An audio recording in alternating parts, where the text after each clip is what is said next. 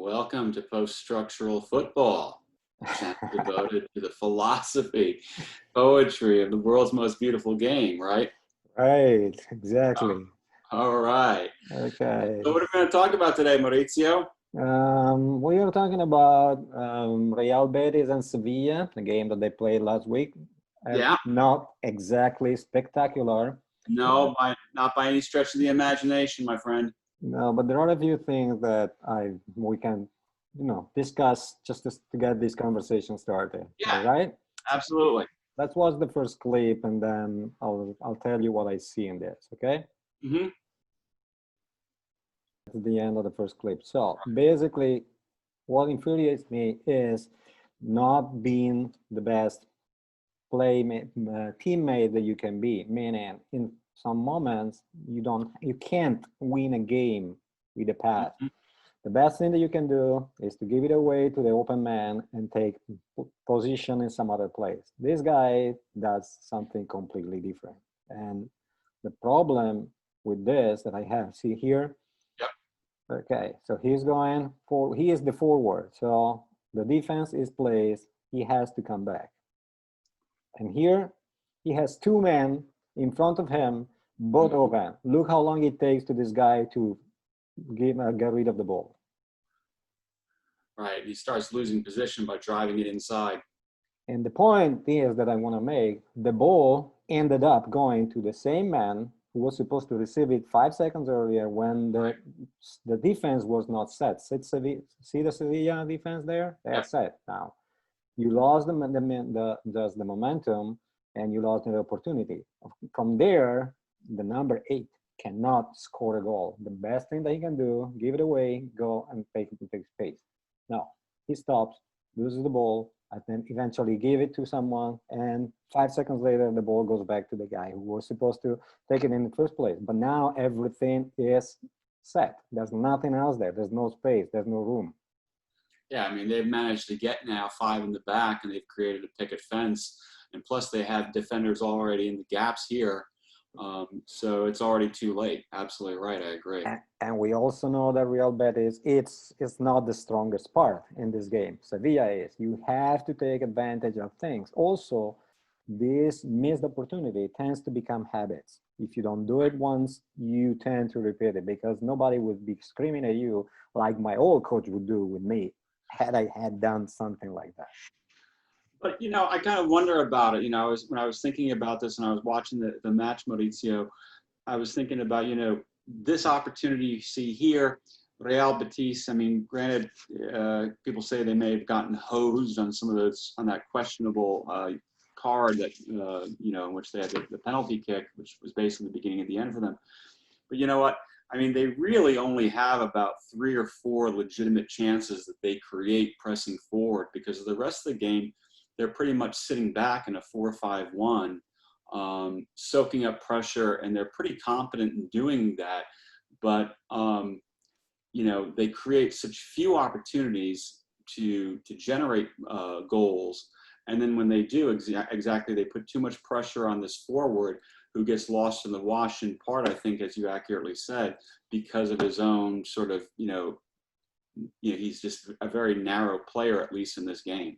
Yeah, I mean, and you can tell that their strategy was obviously not to lose first and then maybe to score. And you see him in the second piece where they have their defense, which is well set. I mean, it's 32 minutes, 33 in the game, and you can see they play away, even though in this new coronavirus situation, how much weight away or home games have is all to be decided.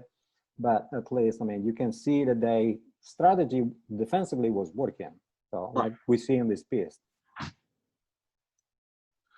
They are all set, and the forward of Sevilla is isolated. Look how many Sevilla players, Real Betis players are around him. And here you see again how well placed is the Sevilla defense. Now they are on 4, and they have 1 man more.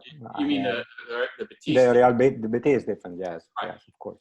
So they are placed. Their strategy is working thus far. And then, unfortunately, in the second half, there will be a penalty quite arguably. I don't know. I wouldn't have given that. But yeah, you Well, see the that's an defense is interesting point. working here.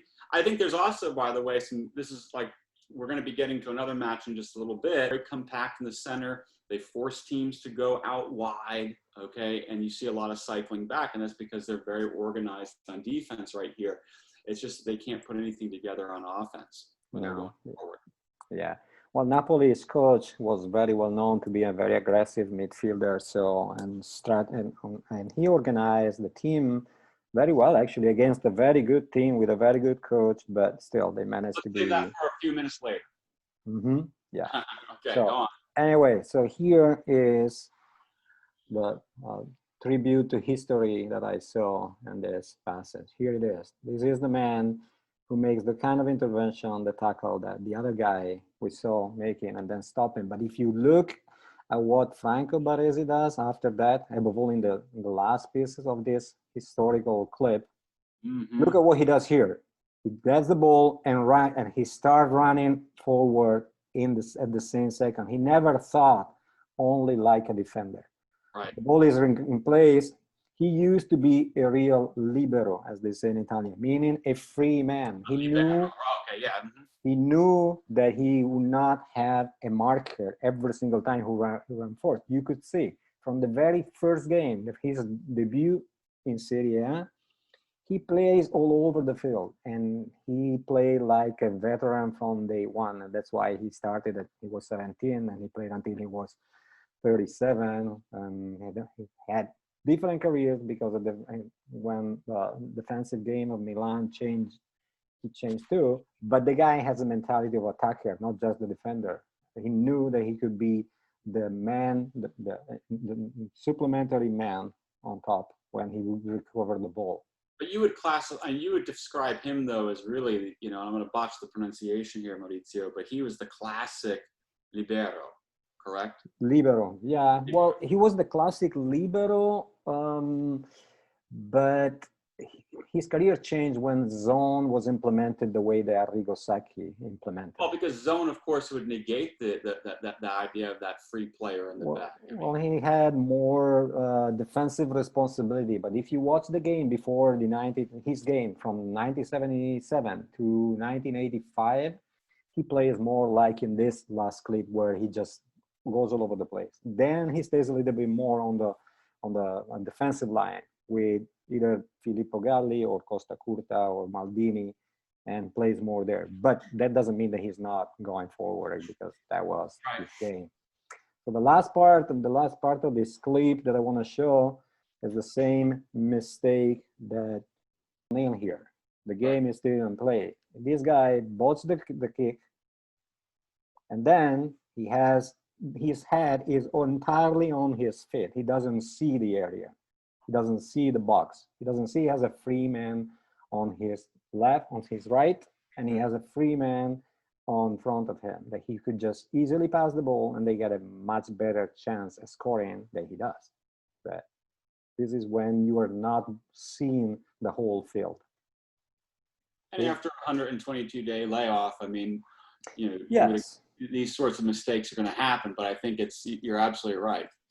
Yeah, they're going to happen, but I think that comes from habit, but not being aware of what is happening in your surroundings.